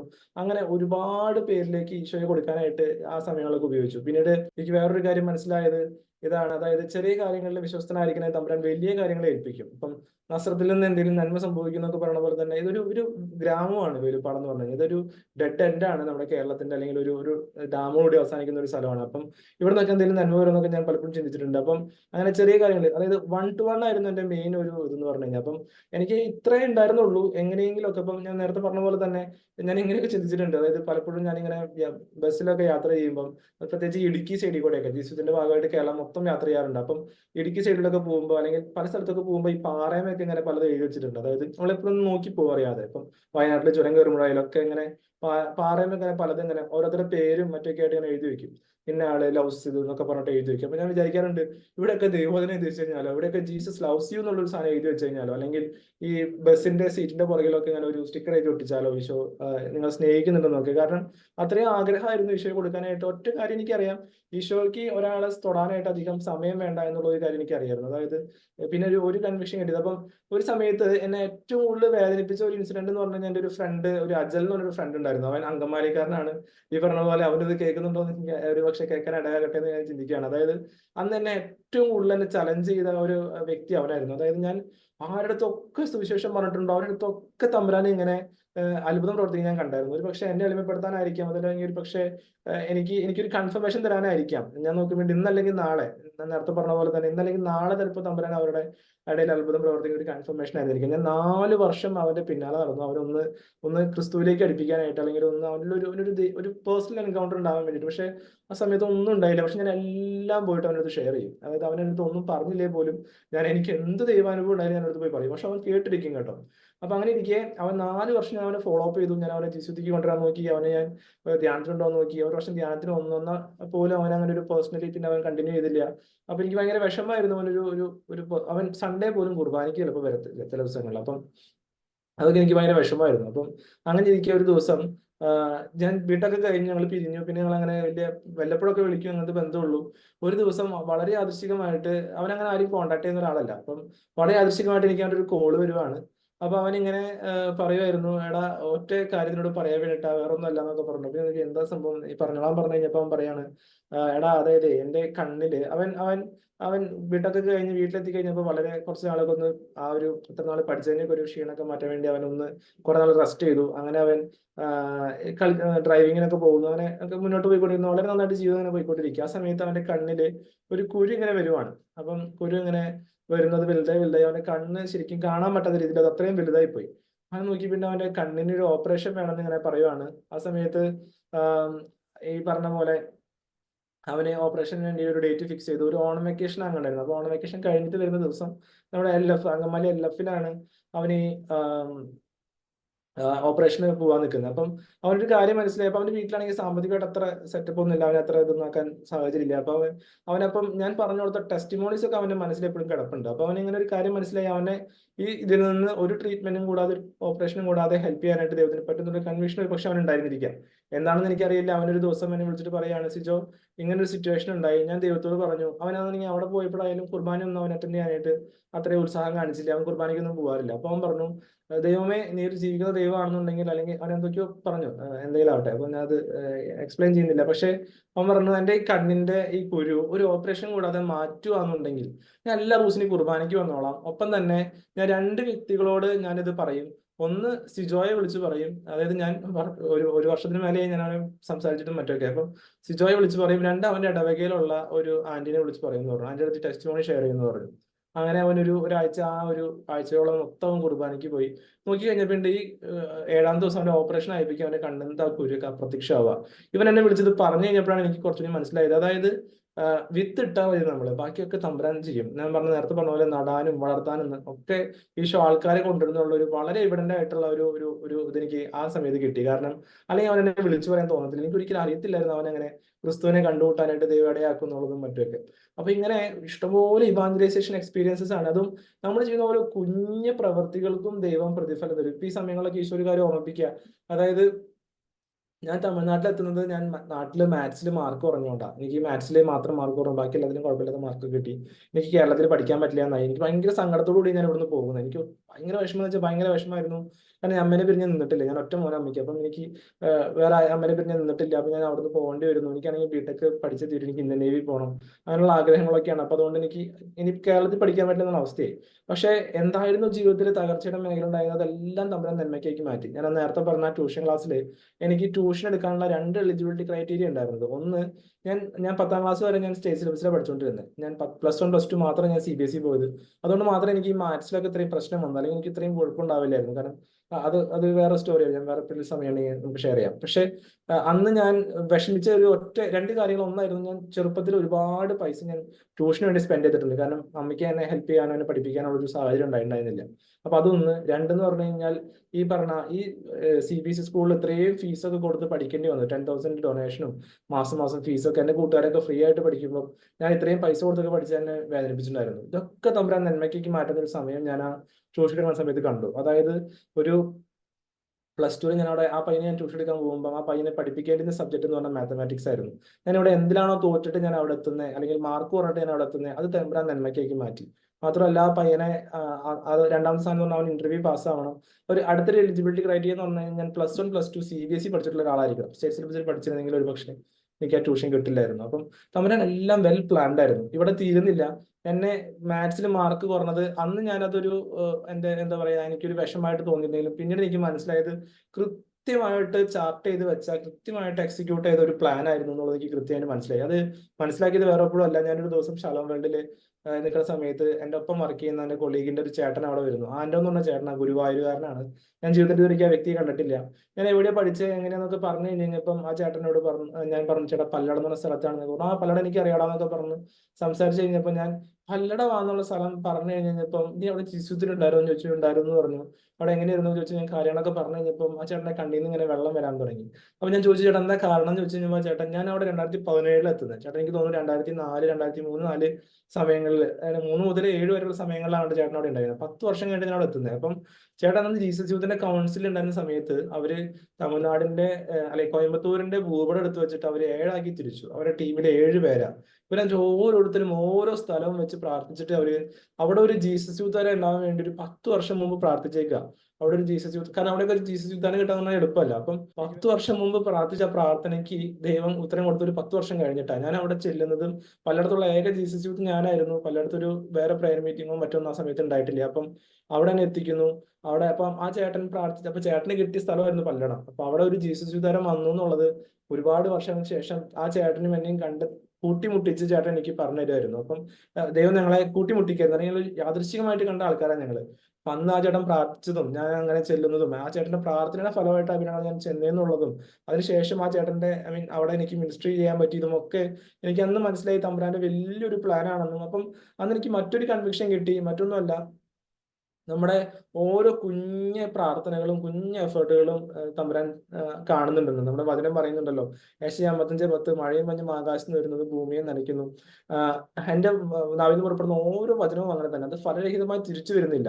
അപ്പൊ നമ്മൾ പ്രാർത്ഥിക്കുന്ന പ്രാർത്ഥനകളൊന്നും ഫലം രഹിതമാകുന്നില്ല എന്നൊക്കെ എനിക്കത് മനസ്സിലായി. അപ്പം അത് സെയിം ഇത് തന്നെയായിരുന്നു എൻ്റെ ഈ ഫ്രണ്ടിനും ഞാൻ പറഞ്ഞത്. അപ്പം ഇങ്ങനെ എനിക്ക് ഭയങ്കര കൺവിക്ഷൻസ് തരുമായിരുന്നു ഈശോന് ഓരോ കാര്യം ചെയ്യാന്നുള്ളത്. ഇപ്പൊ ഒരു ദിവസം ഞാൻ തമിഴ്നാട്ടിലേക്ക് പോണ സമയത്ത് ഒരു ഓട്ടോറിക്ഷയിൽ ഒരു ചേട്ടനെ കാണുന്നു. ആ ചേട്ടൻ ഭയങ്കര ഒരു ഗുണ്ട സെറ്റപ്പ് ഒക്കെയാണ് നമ്മൾ കണ്ടു കഴിയുമ്പോൾ. പക്ഷെ എനിക്ക് ഈ ചേട്ടനോട് സുവിശേഷം പറയണം എങ്ങനെയെങ്കിലുമൊക്കെ. അപ്പം ഞാൻ ഈ ചേട്ടന്റെ അടുത്ത് ഇങ്ങനെ പറയുവാണ്, അതായത് ചേട്ടാ പറ്റുവാണെന്നുണ്ടെങ്കിൽ ചേട്ടാ ഹിന്ദു ആണ്. ഞാൻ പറഞ്ഞു ചേട്ടാ പറ്റുവാണെന്നുണ്ടെങ്കിൽ പോയിട്ട് പുത്തമ്പള്ളി പോയിരുന്നോളോ, ആരാധനയ്ക്ക് പള്ളിയിൽ പൊക്കോളോ, പറ്റുവാണെങ്കിൽ ഒരു പീസൊക്കെ കിട്ടും. ജീവിതത്തിൽ എപ്പോഴെങ്കിലും ഒക്കെ ഒരു ബുദ്ധിമുട്ട് തോന്നുകയാണെന്നുണ്ടെങ്കിൽ ചേട്ടനൊന്ന് പള്ളിയിൽ പോയി ഇത്രയും ഇരുന്നാൽ മതി, ചേട്ടനൊരു സമാധാനം കിട്ടുന്നു പറഞ്ഞപ്പോൾ ചേട്ടൻ പറയാ മോനെ ഞാനൊരു ഹിന്ദു ആണ്, ഗുണ്ട സെറ്റപ്പ് ആണ്. എനിക്ക് പറയാൻ പേടിയായിരുന്നു. പക്ഷെ എന്നാൽ പോലും ഞാനത് എനിക്ക് പറയാതിരിക്കാൻ പറ്റിയിട്ടുണ്ടായിരുന്നില്ല. അപ്പൊ ഞാനിങ്ങനെ എങ്ങനെയൊക്കെ എല്ലാവരോടും പറയണം എന്നുള്ള ഒരു ആഗ്രഹമായിരുന്നു അന്നുണ്ടായിരുന്നത്. അപ്പം ഞാൻ ആ ചേട്ടനോട് ഇങ്ങനെ പറയുന്നു. അപ്പൊ ചേട്ടൻ പറയാണ് മോനെ ഞാൻ എല്ലാ ദിവസവും പുത്തമ്പള്ളി പോകും, എനിക്ക് അവിടെ ഇരിക്കുമ്പോൾ കിട്ടുന്ന ഒരു സമാധാനവും പീസും എനിക്ക് വേറെ ഒരു ക്ഷേത്രത്തിൽ പോയിട്ടും ഒരു സ്ഥലത്ത് പോയിട്ട് എനിക്ക് കിട്ടിയിട്ടില്ല എന്നൊക്കെ പറയാം. അപ്പൊ ഞാൻ നോക്കിക്കൊണ്ട്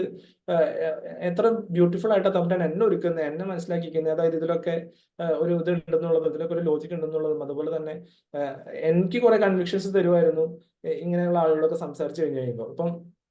അപ്പൊ ഞാൻ എപ്പോഴും ചിന്തിക്കാറുള്ള ഒറ്റ സാധനമുള്ള, ഞാൻ എപ്പോഴും ശ്രമിച്ചുകൊണ്ടിരുന്ന ഒരു സാധനതാണ് എന്റെ വണ്ടിയുമൊക്കെ ഒരാൾ കയറുമ്പോ, ബൈക്കിലൊക്കെ ഒരാൾ കയറുമ്പോ അയാളുടെ അടുത്തൊക്കെ ഈശോ നിന്നെ സ്നേഹിക്കുന്നു എന്ന് പറയുന്നു, അല്ലെങ്കിൽ ഈശോ നിന്നെ ചേട്ടാ ഈശോ അനുഗ്രഹിക്കട്ടെ എന്നൊക്കെ പറഞ്ഞ്, അപ്പൊ അല്ലെങ്കിൽ എന്റെ മേത്ത് ടച്ച് ചെയ്തിരിക്കുമ്പോൾ, അപ്പൊ അന്ന് ട്രെയിനിലൊക്കെ പോകുമ്പോൾ ഞാൻ ചെയ്യാറുള്ളത് ഇങ്ങനെ, എന്റെ സീറ്റിലിരിക്കുമ്പോൾ ഞാൻ ആ സീറ്റിൽ നിന്ന് കുറെ പ്രാർത്ഥിക്കും. എന്നിട്ട് ഞാൻ പറയും ഈശോ ഇനി വേറെ ആരെങ്കിലും ഈ സീറ്റിൽ വന്നിരിക്കുമ്പോൾ അവർക്കൊക്കെ ഒരു ദൈവാനുഭവം ഉണ്ടാവണേ, അല്ലെങ്കിൽ ഇന്നല്ലെങ്കിൽ നാളെ അവർ ദൈവം തുടരണേ എന്നൊക്കെ ഉള്ള അങ്ങനെ പലതരത്തിലുള്ള സ്റ്റെപ്സ് ഞാൻ എടുക്കുമായിരുന്നു.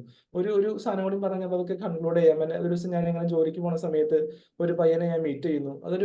ഒരു ഹിന്ദു പയ്യനാണ്. അപ്പൊ മഴ പെയ്തപ്പോൾ അവന് ഞാൻ ലിഫ്റ്റ് കൊടുത്തു. ഞങ്ങൾ എന്നിട്ട് ഒരു സ്ഥലത്ത് ഒരുമിച്ച് കയറി നിൽക്കേണ്ടി വന്നു. അപ്പൊ ആ സമയത്ത് ഞങ്ങൾ വർത്താനം പറഞ്ഞിരിക്കുന്ന സമയത്ത് ഞാൻ ഇൻഫോ പാർക്കിൽ എന്നൊക്കെ പറഞ്ഞു കഴിഞ്ഞപ്പോൾ അവൻ ഭയങ്കര എക്സൈറ്റഡ് ആയി.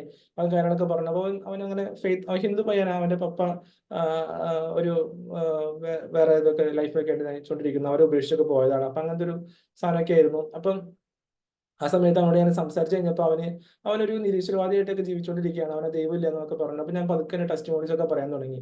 അപ്പൊ അവൻ ഇതുപോലെ തന്നെ ചോദിച്ചു, ചേട്ടാ എന്റെ ലൈഫിൽ എങ്ങനെ കിട്ടും, എനിക്ക് ജോലി കിട്ടണം ചേട്ടാ എന്നൊക്കെ പറഞ്ഞു. നമ്മൾ നീ പേടിക്കണ്ട, നീ ഈശോയോട് പ്രാർത്ഥിക്കും, നീ ഈശോ നിനക്ക് ജോലി തരും എന്നൊക്കെ പറഞ്ഞ് ഞാൻ അവന് പറഞ്ഞൊക്കെ കൊടുത്തു. അവൻ എന്റെ നമ്പർ വാങ്ങിച്ചു, വേറൊരു പർപ്പസിന് വേണ്ടിയിട്ട് നമ്പറൊക്കെ ഉണ്ടായിരുന്നു. ഒരാഴ്ച കഴിഞ്ഞപ്പോൾ അവനെ വിളിക്കുക. അതെനിക്ക് പറഞ്ഞു ചേട്ടൻ പറഞ്ഞത് ശരിയാ, ചേട്ടൻ പറഞ്ഞ എനിക്ക് അപ്പൊ തന്നെ ഒരു ഉള്ളിലൊക്കെ ഒരു തോന്നലുണ്ടായിരുന്നു. അപ്പൊ തന്നെ എനിക്ക് ഒരു ആഗ്രഹം ഉണ്ട്, ഞാൻ പ്രാർത്ഥിക്കാൻ തുടങ്ങി.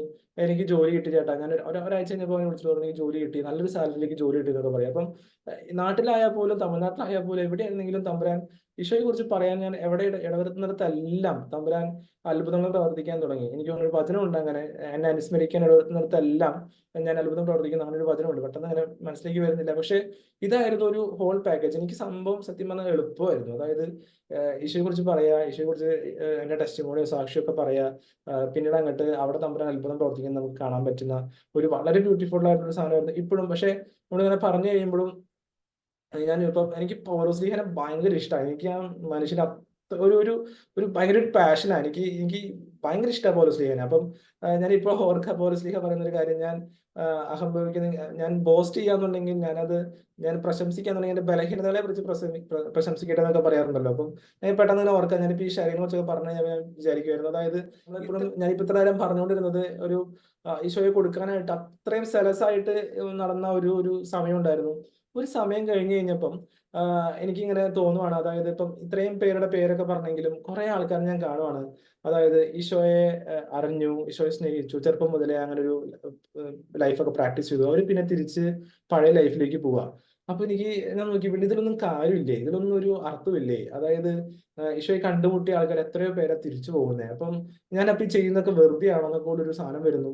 അങ്ങനെ പിശാചിന്റെ ഒരു വളരെ പ്ലാൻഡ് ആയിട്ട് പിശാച് ചെയ്ത ഒരു സാധനമായിരുന്നു. അപ്പം എനിക്ക് ഉണ്ടായിരുന്ന ആ തീക്ഷ്ണത നേരെ താഴ്ത്തേക്ക് പതുക്കെ പോകാൻ തുടങ്ങി. ഞാൻ അറിയാതെ തന്നെ പോകാൻ തുടങ്ങി. അതായത് എപ്പോഴും യാത്ര ചെയ്യുമ്പോൾ തൊട്ടപ്പുറത്തിനോ ഇരിക്കുന്നവരോട് എങ്ങനെയും സുവിശേഷം പറഞ്ഞുകൊണ്ടിരുന്ന ഞാൻ പതുക്കെ പതുക്കെ അതൊക്കെ നിർത്താൻ തുടങ്ങി. ഞാൻ പിന്നെ എന്റെ ഫോണിലേക്കും ബാക്കി സാധനങ്ങളിലേക്കൊക്കെ ഇതാക്കാൻ തുടങ്ങി. കർത്താവായിട്ടുള്ള കണക്ഷനൊക്കെ ഉണ്ട്, പക്ഷെ സുവിശേഷം പറയാനായിട്ട് എനിക്ക് മടി. കാരണം എന്നെ എന്റെ ബുദ്ധിയില് ഇത് ഡൊമിനിക്കച്ചനൊക്കെ പറഞ്ഞ പോലെ ബുദ്ധിയിൽ അഹങ്കാരം നിറയാന്നൊക്കെ പറഞ്ഞ പോലെ തന്നെ ബുദ്ധിയിൽ എന്നെ ഇങ്ങനെ തളച്ചിടാൻ തുടങ്ങി. നീ ചെയ്തിട്ടൊക്കെ എന്താ കാര്യമുള്ളത്, ഇതിലൊക്കെ വല്ല കാര്യമുണ്ട്, അവനെ കണ്ടില്ലേ അവളെ കണ്ടില്ലേ എന്നൊക്കെ പറഞ്ഞ് ഇങ്ങനെ തരുമായിരുന്നു. ഈ ഒരു കൺവിക്ഷൻ മാറി സത്യം പറഞ്ഞു കഴിഞ്ഞാൽ നമ്മുടെ ടാൻലച്ചിന്റെ അടുത്ത് പോയി കഴിഞ്ഞപ്പോഴാണ്. അതായത് ഒറ്റ വചനമുള്ളൂ, യോഹന്നാൻ 3:16-17. എന്തെന്നാൽ അവൻ വിശ്വസിക്കുന്ന ഏവനും നശിച്ചു പോകാതെ നിത്യജീവൻ പ്രാപിക്കേണ്ടതിന് തന്റെ ഏകജാതനെ നൽകാൻ തക്ക വിധം ദൈവം ലോകത്തെ അത്രമാത്രം സ്നേഹിച്ചു. അതായത് ഞാൻ നോക്കിയിട്ടുണ്ട്, ദൈവം ഞാൻ ചെയ്ത എന്തൊരു മണ്ടത്തരമായിരുന്നു ഞാനിപ്പോ ആലോചിക്കുക. കാരണം ദൈവം ആ ഓരോ വ്യക്തിക്ക് വേണ്ടിയിട്ടാണ് ഈശോ വന്നത്. അതായത് ഓരോരുത്തരും ഒരാൾ പോലും നശിച്ചു പോകാതിരിക്കാൻ വേണ്ടിയിട്ട്, ഒറ്റൊരാൾ പോലും നശിച്ചു പോകാതിരിക്കാൻ വേണ്ടി ലോകത്തെ അത്രമാത്രം സ്നേഹിച്ച് അത്രമാത്രം അവർക്ക് വേണ്ടിയിട്ടാ ദൈവം വന്നേ. എന്നിട്ട് ഞാൻ ഇങ്ങനെ ചിന്തിക്കുന്നത് തെറ്റാണല്ലോ എന്നൊക്കെ ഞാൻ ചിന്തിച്ചിരിക്കുന്നു. അവിടെ നിന്ന് പിന്നെ ഈശോ എനിക്ക് ഒരു കൺഫർമേഷൻ തന്നു. ഞാൻ ആ പണ്ട് പറഞ്ഞ ആ റോബോട്ടൊക്കെ ഞാൻ വിചാരിച്ചോണ്ടിരുന്നത്, ഞാനുള്ള സമയത്തൊക്കെ ആയിരുന്നു അവൻ ചിലപ്പം ഈ ഫെയ്ത്തിലൊക്കെ നിൽക്കുള്ളൂ ഞാൻ വിചാരിച്ചിട്ടുണ്ട്. ഞാൻ നോക്കുമ്പോൾ അവൻ ഒരു ദിവസം അങ്ങനെ വിളിക്കുവാണ്, എന്നിട്ട് പറയുകയാണ് വെച്ചാൽ ഞാൻ ഇവിടെ ഉണ്ട്, ഇന്ന സ്ഥലത്തുണ്ട്, ഞാൻ ഇപ്പോഴും ആ ഫെയ്ത്ത് ഒക്കെ പ്രാക്ടീസ് ചെയ്യുന്നുണ്ട്, ഞാൻ എൻ്റെ വീട്ടുകാരൊക്കെ ഇതായി വേളാങ്കണ്ണിക്കോ മറ്റോ പോവാണ്. അതായത് അന്ന് അവനെ തൊട്ട ഈശോ അവൻ ഇപ്പോഴും കൊണ്ടു നടക്കുന്നുണ്ട്. അവനെ ഈ പറഞ്ഞ പോലെ തന്നെ ഇപ്പൊ അപ്പോളോസിനെയും മറ്റു ആൾക്കാരെയൊക്കെ വിട്ട് നനയ്ക്കാനും വളർത്താനൊക്കെ ദൈവം ആളുകളൊക്കെ ക്രമീകരിച്ച് കൊണ്ടുപോകുന്നുണ്ട്. ഒന്നോ രണ്ടോ വ്യക്തികളുടെ അനുഭവങ്ങളായിരിക്കാം ചിലപ്പം. ഇപ്പം ഞാൻ നോക്കുമ്പോൾ ചിലപ്പോൾ അവരൊക്കെ ചിലപ്പം ഞാൻ പണ്ട് ഈശോയെ അറിഞ്ഞ വ്യക്തികളല്ല ഇപ്പം മാറി നടക്കുന്നുണ്ടെങ്കിലും നാളെ തമ്പുരാൻ പൗലോസിനെ അപ്പോളോസിനെ ഒക്കെ വിടുന്നുള്ള ഒരു കൺഫർമേഷൻ എനിക്ക് അവിടെ നിന്ന് കിട്ടുമായിരുന്നു. നോക്കിയിട്ട് ഒരുപാട് ആളുകൾ ഇപ്പോഴും ആ ഫെയ്ത്ത് പ്രാക്ടീസ് ചെയ്യുന്നതൊക്കെ എനിക്ക് കാണാൻ പറ്റി. മാത്രമല്ല എനിക്കൊരു കാര്യം മനസ്സിലായി, എന്നെ അതിൽ നിന്ന് പിന്തിരിപ്പിക്കാൻ വേണ്ടിയിട്ട് പിശാച് കൊണ്ടുവന്ന ഒരു ചിന്ത മാത്രമായിരുന്നു. കാരണം ഞാൻ ആ ഇത് പതുക്കെ വിഡ്രോ ചെയ്യാൻ തുടങ്ങി. അങ്ങനെ ആളുകൾ പറയുന്നതിന്റെ ആ ശീലം കുറച്ച് കുറയ്ക്കാൻ തുടങ്ങി. അഗ്രസീവായി ചെയ്തുകൊണ്ടിരുന്നത് കുറച്ച് കുറയാൻ തുടങ്ങി. ഇപ്പം കഴിഞ്ഞ ദിവസമായാലും ഞാനിങ്ങനെ ചാപ്പലൊക്കെ ഇരിക്കുന്ന സമയത്ത് ഞാനിങ്ങനെ ചിന്തിക്കുമായിരുന്നു. അതായത് ഞാൻ കാണുമായിരുന്നു അവിടെ രണ്ട് ചേട്ടന്മാര്, എനിക്ക് മനസ്സിലായി അവരങ്ങനെ ഒരു ഫെയ്ത്ത് പ്രാക്ടീസ് ചെയ്യുന്ന ആൾക്കാരല്ല. കാരണം അവര് ഈശോയെ കാണുമ്പോൾ കുമ്പിടാനോ അതൊന്നും ഇല്ല, അവർ നേരെ ഒന്ന് നോക്കി നിന്നൊക്കെ പോകുന്നു. വീടിനടുത്ത് ഞങ്ങളുടെ ഇടവകയിലെ വീടിനടുത്തുള്ള ഇടവകയിലുള്ള ചേട്ടന്മാർ. അപ്പം സാധാരണഗതിയിൽ ഇങ്ങനെ ആൾക്കാരൊക്കെ കിട്ടി കഴിഞ്ഞാൽ പതുക്കെ അവരോട് സംസാരിക്കാൻ പോയി അവരോടൊക്കെ പതുക്കെ ഈശോയെ കുറിച്ചൊക്കെ പറഞ്ഞ് പതുക്കെ ഒരു ജീവിതത്തിലേക്കോ എവിടേക്കെങ്കിലും ഒക്കെ ഒരു കമ്മ്യൂണിറ്റിയിലേക്ക് അവരെ അറ്റാച്ച് ചെയ്യാനൊക്കെ നോക്കുമായിരുന്നു. പക്ഷെ ഞാൻ അതൊന്നും ചെയ്യുന്നില്ല. അപ്പൊ ഞാൻ ഇങ്ങനെ ചിന്തിക്കുമായിരുന്നു, ഞാൻ എന്റെ ആ സ്പിരിറ്റ് എവിടെയാ പോയേ, എന്റെ ആ ഒരു ആഗ്രഹം എവിടെയാ പോയേ എന്നൊക്കെ ഞാൻ പലപ്പോഴും ചിന്തിക്കുമായിരുന്നു. അപ്പം ഞാൻ പറഞ്ഞു വരുന്നത്, എപ്പോഴും നമുക്കിങ്ങനെ ഫുൾ ടൈം ഇങ്ങനെ ചെയ്യാൻ പറ്റില്ല എന്നൊക്കെ വരും. പക്ഷെ ഞാൻ പറയുന്നത്, ഞാൻ അങ്ങനെ ചെയ്തിരുന്ന ഒരു വ്യക്തിയാണ്. പക്ഷെ ഇങ്ങനെയും മാറ്റമുണ്ട്. പക്ഷെ എന്നാൽ പോലും ഇപ്പോഴും ഇപ്പൊ അടുത്തൊരു സാധനം എന്ന് പറഞ്ഞു കഴിഞ്ഞാൽ നമ്മുടെ റേമാക്കാടാണ്. അപ്പൊ പിന്നെ വീണ്ടും വചനം പഠിക്കാൻ തുടങ്ങിയപ്പോഴാണ് സത്യം പറഞ്ഞു കഴിഞ്ഞാൽ വീണ്ടും ഈ ഒരു സ്പിരിറ്റിലേക്കൊക്കെ വരാൻ തുടങ്ങിയത്. അതായത് വചനം എന്നിൽ നിറഞ്ഞു കഴിഞ്ഞ് കഴിഞ്ഞപ്പോ പിന്നെ ഈ പറഞ്ഞ പോലെ തന്നെ എനിക്ക് ഈശോയെ കൊടുക്കാനുള്ള ഒരു ആഗ്രഹം തുടങ്ങി. ഒരു ദിവസം ഞാനിങ്ങനെ ഒരു ദിവസം കളമശ്ശേരിയിൽ ഞാൻ തിരിച്ചു വരുവാണ്. അപ്പൊ ആ സമയത്ത് ഒരു അമ്മച്ചി തൊട്ടപ്പുറത്തിരിക്കുന്നു. അന്ന് ആ റേമക്കാടൊക്കെ ഇറങ്ങിയ സമയമായിരുന്നു. അപ്പം അമ്മച്ചി അവിടെ ഇരിക്കുന്നു. ആ അമ്മച്ചി ഇങ്ങനെ വർത്താനം പറഞ്ഞപ്പോ ഞാൻ നോക്കിയപ്പോൾ സിനിമയിലൊക്കെയാണ് പുള്ളിക്കാരി വർക്ക് ചെയ്യുന്നത്. അപ്പൊ ഞാൻ ആരുടെ അടുത്തൊക്കെ സംസാരിച്ചു കഴിഞ്ഞപ്പോൾ പുള്ളിക്കാരി ഇങ്ങനെ എനിക്ക് മനസ്സിലായി ഈശോ കൊടുക്കാൻ പറ്റിയൊരു അവസരം മനസ്സിലാകുന്നു. അങ്ങനെ ഞാനൊരു റേമക്കാർഡിന്റെ ഒരു ബോക്സ് എടുത്ത് ആൾക്ക് കൊടുത്തു. അത് ഞാൻ പറഞ്ഞു. അപ്പം പണ്ടൊക്കെ ഞാൻ കൊന്തേ കൊടുത്തോണ്ടിരുന്നുണ്ടെങ്കിൽ ഇപ്പൊ ഞാൻ ഉപയോഗിച്ചോണ്ടിരിക്കുന്ന റേമ കാർഡ്സാണ്. കാരണം അവരോട് റേമ എന്ന് പറഞ്ഞ വാക്കിന് അർത്ഥം അറിയാലോ, സ്പർശിക്കുന്ന വചനം, ഉച്ചരിക്കപ്പെടുന്ന വചനം എന്നൊക്കെയാണ് പറയുന്നത്. അപ്പം ഞാൻ നോക്കുമ്പോൾ ഇവരോട് വ്യക്തിപരമായിട്ട് സംസാരിക്കാനായിട്ടുള്ള ഒരു ടൂളാണ് ഞാൻ കൊടുക്കുന്നത്. അപ്പൊ ഞാൻ പറഞ്ഞു, അമ്മച്ചി ഒരു കാര്യം ചെയ്യണം. അപ്പൊ ഞാൻ ഇങ്ങനെ കാര്യങ്ങളൊക്കെ പറഞ്ഞു, കുറച്ച് കാര്യങ്ങളൊക്കെ സംസാരിച്ചു. അതിനുശേഷം ഞാൻ പറഞ്ഞു, അമ്മച്ചി എപ്പോ വിഷമം വന്നു കഴിഞ്ഞാലും ഇതിന്നൊരു വചനം എടുക്കുക, ഇതിലൂടെ ഈശോ അമ്മയോട് സംസാരിക്കുക, അമ്മച്ചിയോട് സംസാരിക്കുക എന്നൊക്കെ പറഞ്ഞ് അങ്ങനെ ഒരു വചനം കൊടുക്കാൻ പറ്റുന്നു. ഇതിനൊക്കെ അപ്പുറത്തെ ഒറ്റ സാധനം ഞാൻ മനസ്സിലാക്കി, ഇതൊക്കെ ഇങ്ങനെ ഒന്ന് ഓവറോൾ പിക്ചറൈസ് ഒന്ന് നോക്കി കഴിഞ്ഞു കഴിയുമ്പോൾ ഞാൻ നേരത്തെ പറഞ്ഞല്ലോ, നസ്രത്തിൽ എന്തെങ്കിലും നന്മ സംഭവിക്കും നോക്കി. അപ്പം ചെറിയ കാര്യങ്ങളിൽ വിശ്വസ്തനായിരിക്കുന്നതിനെ ദൈവം വലിയ കാര്യങ്ങൾ ഏൽപ്പിക്കും. ഞാൻ അന്ന് ഇങ്ങനെയൊക്കെ ചെയ്തു കഴിഞ്ഞപ്പോൾ എനിക്ക് ഫുൾ ടൈം ഈശോയ്ക്ക് വേണ്ടിയിട്ട് ഇറങ്ങണം എന്ന് ആഗ്രഹം ഉണ്ടായിരുന്നു. പക്ഷേ വീട്ടിലത്തെ സാഹചര്യം, ഞാൻ ഒറ്റ മോനാണ്, പിന്നെ കാര്യങ്ങളൊന്നും ഒത്തിരി കടബാധ്യത മറ്റൊക്കെ ഉണ്ട്. അപ്പൊ എനിക്ക് ഇറങ്ങാന്നുള്ളൊരു സാഹചര്യം ഇല്ല. മറ്റുള്ള ശുശ്രൂഷകൾ ചെയ്യുന്ന പോലെ ഇറങ്ങാൻ എനിക്ക് സാഹചര്യം ഇല്ല. പക്ഷെ അതിനും തമ്പുരാൻ ഇങ്ങനെ വഴിയൊരുക്കുമായിരുന്നു. എനിക്ക് ഫുൾ ടൈം ഈശോയ്ക്ക് വേണ്ടി സുവിശേഷം പ്രഘോഷിക്കാൻ പറ്റുന്ന തരത്തില് അന്നൊക്കെ ഞാൻ ഒറ്റയ്ക്ക് ഓരോ വ്യക്തികളോട് ആ സുവിശേഷം പ്രസംഗിച്ചുകൊണ്ടിരുന്നത് എന്നുണ്ടെങ്കിൽ ഈ സമയം വരെ ഞാൻ പ്രസംഗിച്ചുകൊണ്ടിരിക്കുന്നത് മില്യൺ, അതായത് 140 ആളുകളിലേക്ക്, അതേപോലെ 2.4 ആണെന്നുണ്ട് ഞങ്ങളുടെ റീച്ച്, ശലോം വെള്ളിന്റെ റീച്ച്. അതായത് ഒറ്റയ്ക്ക് പതിന് പ്രഘോഷിച്ചിരുന്ന ഇന്ന് ഞങ്ങൾ ഒറ്റയടിക്ക് പ്രഘോഷിച്ചിരിക്കുന്നത്. എന്റെ ടീമാണ് സ്കെഡ്യൂളിങ് ചെയ്യുന്നത്. അതായത് ശലോം വെള്ളിന്റെ ഫുൾ പ്രോഗ്രാംസിന് സ്കെഡ്യൂളിങ് ചെയ്യുന്നത് ഞങ്ങൾ ടീമായിട്ട് ചെയ്തുകൊണ്ടിരിക്കുന്നത്. ഇപ്പം 2.4 ബില്യൺ ആളുകളിലേക്ക് ഞങ്ങൾ സുവിശേഷം പ്രഘോഷിച്ചുകൊണ്ടിരിക്കുന്നത്. അത്ര ആളുകളിലേക്ക് ഞങ്ങൾക്ക് റീച്ച് ചെയ്യാൻ പറ്റുന്നത്. അപ്പം തമ്പുരാനെ ഞാൻ ആലോചിക്കുമായിരുന്നു, ഇങ്ങനെ എടുത്ത് ഉപയോഗിക്കുമായിരുന്നു. ഒരു ചെറിയ ഒരു സ്ഥലത്തു നിന്ന്, അല്ലെങ്കിൽ ചെറിയൊരു ഒരു 1-2 ആളോട് സുവിശേഷം പ്രഘോഷിക്കുന്നതിൽ ഞാൻ കാണിച്ച വിശ്വസ്തത തമ്പുരാൻ പിന്നെ വലിയ കാര്യങ്ങൾ ഏൽപ്പിക്കാനായിട്ട്, ഇപ്പൊ അടുത്ത റേമാക്കാർഡ് ആളുകളെ ലിബറേറ്റ് ചെയ്യാനായിട്ട്, വ്യക്തികളെ വചനം പഠിക്കുന്നതിലൂടെ അവരെ തന്നെ സ്വാതന്ത്ര്യത്തിലേക്ക് തുറന്നു വിടാനായിട്ട് കുറച്ചുകൂടി സ്ട്രോങ് ആയിട്ടുള്ള ഇതിലേക്കൊക്കെ തമ്പുരാൻ ഇങ്ങനെ നയിച്ചുകൊണ്ടിരിക്കുന്നത്. സ്റ്റെപ്പ് ബൈ സ്റ്റെപ്പ് ആയിട്ട് ഈശോ ഇങ്ങനെ കൊണ്ടുപോകാം. ഓരോ കാര്യങ്ങൾ കഴിയുമ്പോൾ അടുത്ത് എന്നുള്ള രീതിയിലേക്ക്. അപ്പൊ റേമാക്കാർഡ് കഴിയുമ്പോൾ അടുത്ത സാധനം തരുന്നു, പുതിയ സാധനങ്ങൾ തരുന്നു. അപ്പം വിശ്വസ്തയോടെ നമ്മൾ നിന്ന് കഴിയുമ്പോൾ നമ്മൾ പതുക്കെ തമ്പുരാൻ ഉയർന്നതായിട്ട് ഇങ്ങനെ കാണാൻ പറ്റും. അപ്പം ഒരു ഭയങ്കര ഒരു പിന്നെ ഈ സമയത്താണ്, ഈ കഴിഞ്ഞ ദിവസങ്ങളാണ് ഞാനിങ്ങനെ ജോലി റിസൈൻ ചെയ്ത് തീരുമാനമൊക്കെ എടുത്തു കഴിഞ്ഞിട്ട് പ്രാർത്ഥിക്കാനൊക്കെ പറഞ്ഞു കഴിഞ്ഞപ്പോൾ ഒരു ഇൻഡസ്ട്രിയൽ ഗ്രൂപ്പിൽ നിന്ന് ഒരു ചേച്ചി, ഞാൻ അതുവരെയ്ക്കും എൻ്റെ ഒരു 2018 തൊട്ടുള്ള ഒരു ആഗ്രഹമായിരുന്നു, എന്റെ പർപ്പസ് എന്താ, ഈശോ എന്തിനാ എന്നെ സൃഷ്ടിച്ചിരിക്കുന്നത്, എന്റെ ഒരു പർപ്പസ് എന്താ ഞാൻ എപ്പോഴും ചിന്തിക്കുമായിരുന്നു, പ്രാർത്ഥിക്കുമായിരുന്നു. അതായത് എനിക്കൊരു പർപ്പസ് ഉണ്ട്. ഇപ്പം ഞാൻ ഈ പാൻ ഉപയോഗിക്കുന്ന ഈ പാനയ്ക്ക് ഒരു പർപ്പസ് ഉണ്ട്. ഈ പാൻ എഴുതാൻ ഉപയോഗിക്കുന്ന മറ്റൊന്നും അല്ല ഇതിന്റെ പർപ്പസ് എന്ന് പറഞ്ഞാൽ മാക്സിമം നമ്മൾ എഴുതാൻ തന്നെ ഉപയോഗിക്കാം. അതുപോലെ ഒരു ഫോൺ എടുത്തു കഴിഞ്ഞാൽ ഒരു ഫോണിന് ഒരു പർപ്പസ് ഉണ്ട്, ഇതിനൊരു പർപ്പസ് ഉണ്ട്. ഇതിന്റെ പർപ്പസ് മനസ്സിലാക്കാന്ന് പറഞ്ഞു കഴിഞ്ഞാൽ, ശരിക്കും പറഞ്ഞു കഴിഞ്ഞാൽ ആർക്ക് അതിന്റെ പർപ്പസ് അറിയാമെന്ന് പറഞ്ഞാൽ ഇതിന്റെ മാനുഫാക്ചർക്ക് ഇതിന്റെ പർപ്പസ് അറിയുള്ളൂ. അതായത് ഇതിന്റെ ക്രിയേറ്റർക്ക് ഇതിന്റെ പർപ്പസ് അറിയുള്ളൂ. അതായത് എന്റെ ക്രിയേറ്റർക്കാണ് എന്റെ പർപ്പസ് അറിയുള്ളൂ, എന്റെ ഈശോയ്ക്ക് എന്റെ പർപ്പസ് അറിയുള്ളൂ. അപ്പൊ ഞാൻ അപ്പൊ ചോദിക്കുമായിരുന്നു, ഞാൻ എന്തിനാണ് എന്റെ പർപ്പസ് എന്നൊക്കെ.